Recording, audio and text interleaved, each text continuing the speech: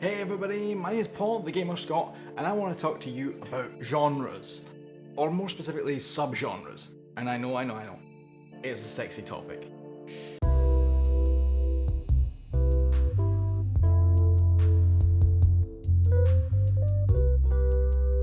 But it's one that I've wanted to talk about for a while. I've been thinking about this for months. Before we start, I just want to let you know that I stream indie games right here on YouTube every week. So if you want to join me and the rest of the clan, see what we're up to, hit that subscribe button like you're restarting a run after RNGs has screwed you over. Spelunky, The Binding of Isaac, Enter the Gungeon, Dead Cells, Darkest Dungeon. What do they have in common?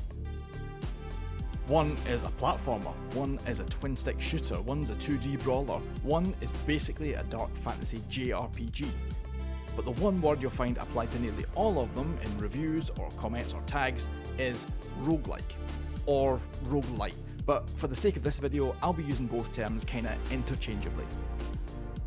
And if you think about it, not one of them is actually like Rogue. This is what Total Biscuit meant when he coined the term roguelite, and while I didn't disagree with TB very often, I always said his variation was actually a bit weak. It doesn't go far enough to split the games up, and it certainly doesn't help with defining a subgenre. For anyone who doesn't know, Rogue is a game that's over 40 years old, and due to technical limitations at the time, used ASCII characters to represent everything in the world, displayed from a top-down perspective. There are a few requirements to officially qualify for the definition, and I'll cover a couple of them quickly here. 1. Randomly generated maps. This means every time you play, the layout of the game world will be different, meaning you can't just memorise where everything is to speed through. 2. Permadeath. This basically means that when you die, you lose everything in that run. Any items you've collected, any levels you've earned, any knowledge you have about items, all gone. 3. Turn-based gameplay. So nothing in the world changes until you choose to end your turn. And it's only after you end your turn that you find out what the effects have been. And it's that third one that's the main place where the term roguelite takes over, because very few of the games which use the term roguelike elements to describe their mechanics are actually turn-based. But it's not a useful term. In the early 90s, we got Wolfenstein 3D and Doom. Those games pioneered the first-person shooter genre and eventually led to games like Half-Life, Quake, Halo, etc. But at the time, the term first-person shooter didn't exist. Everything that used that mechanic was just called a Doom clone. But the term Doom clone is only useful if you already understand the kind of game that Doom is. It was 23 years between the first Doom game and the 2016 reboot, so it's perfectly believable that someone could want to play the new game without knowing the original that it was based on. You tell them Doom is a Doom clone? Is that useful? Sure, the main mechanic is running around in a first-person perspective shooting things. But a defining part of specifically Doom is that you're fighting demons. So could you call Halo or Half-Life a Doom clone then? No. The 2016 Doom requires you to get up close and personal with the monsters for ammo and healing. So is that part of what makes a Doom clone? Obviously not, because the original didn't do that. So somebody came up with a way better term that encompasses the main mechanics of the games without limiting their content.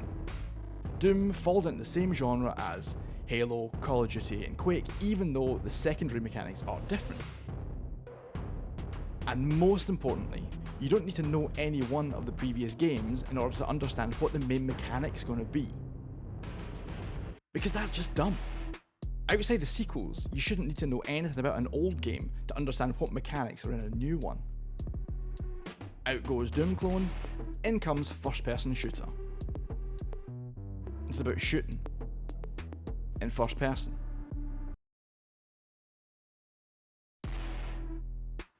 And we need to do the same thing with roguelike and roguelite. Because nobody should need to go and look up a 40-year-old game, analyse the base mechanics to work out what a completely unrelated new game is all about. So, what can I suggest?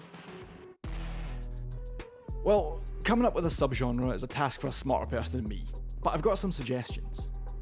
Procedural Death Labyrinth is one that's been thrown around for a while. It's funny, but it doesn't really cover the core mechanic well enough. Death, in my opinion, is not the main mechanic of these games. And also, Labyrinth is really annoying to spell.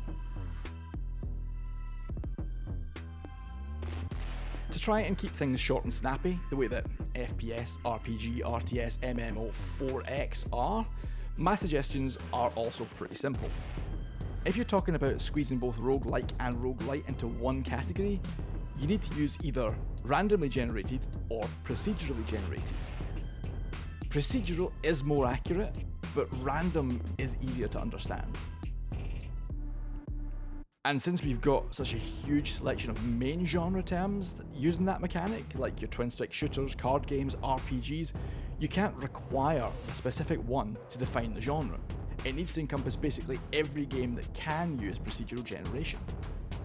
And that gives us Dungeon Crawler. It's so simple, and it's been staring us in the face for so long. Almost every single game in the roguelike and roguelite definition revolves around some variation of a dungeon. It might be a tower, it might be a castle, it might be a basement, it might be the inside of your own head, but mechanically, they're all dungeons. So I really like RGDC for randomly generated dungeon crawler, or maybe just RDC. I've scoured the collection of games on Steam using roguelike and roguelite tags, and I don't think I've found any that don't fit that term. And then, you just need other genres to back it up. So you can have an FPS RDC, or RTS RDC. But even as a standalone term, I really think it works to cover the most important parts of what makes the whole roguelike and roguelite games work, without being so specific that it only covers a couple of games. So what do you think? Have I missed something important? Is there another major defining factor that I haven't covered here? Is there a game that you can think of that doesn't fit under the term RDC? Let me know in the comments, or give me a shout on Twitter, because I really do want to know. And with all that said, thank you very, very much for watching. If you enjoyed the video, please drop me a like. And of course, if you haven't already, please think about subscribing so that you don't miss anything going forward in the future. Until next time, thanks for watching.